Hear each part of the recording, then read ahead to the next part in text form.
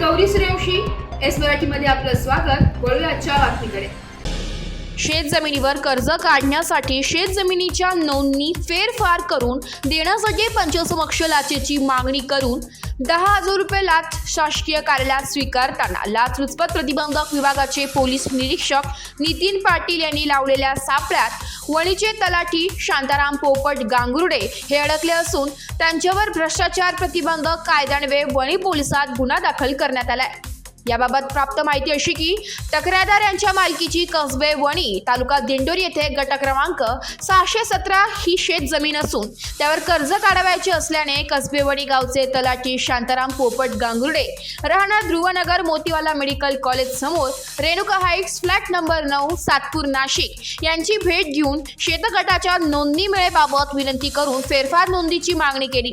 तेव्हा सदर नोंदी ही दिंडोरी तहसील कार्यालयात मिळतील असे तक्रारदारास सांगितले। त्याप्रमाणे तक्रारदार दिंडोरी तहसील कार्यालयात त्या कामासाठी गेले असता आवश्यक नोंदणी मिळाल्या, मात्र सध्याच्या 3 नोंदणी वणी येथील तलाठी यांच्याकडे मिळतील असे सांगितले। तक्रारदार यांनी पुन्हा गांगुर्डे यांची भेट घेतली, त्यावेळी नंबर 617 चे उत्तरावरील शेतजमीन आकाराबाबतच्या नोंदी चुकीच्या झाल्या असून त्या दुरुस्तीसाठी तक्रारदार यांच्याकडे लाचेची मागणी केली, परंतु तक्रारदार यास विरोध असल्याने त्यांनी दिनांक 25/9/2024 रोजी गांगुर्डे यांनी शासकीय पंच साक्षीदार यांच्या समक्ष 10,000ची लाचेची मागणी केली व दिनांक 26/9/2024 रोजी गांगुर्डे यांनी त्यांची शासकीय कार्यालयात पंच साक्षीदारासमोर 10,000 रुपये रोख स्वरूपात लाच स्वीकारली।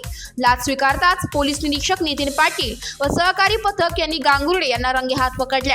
त्यांच्या विरोधात वणी पोलीस ठाणे येथे भ्रष्टाचार प्रतिबंधक अधिनियम कायद्यान्वये गुन्हा दाखल करण्यात आलाय व रकमेची हॅश व्हॅल्यू घेण्यात आली आहे। एस मराठी न्यूजसाठी अतिथी संपादक श्याम सोनवणे, दिंडोरी।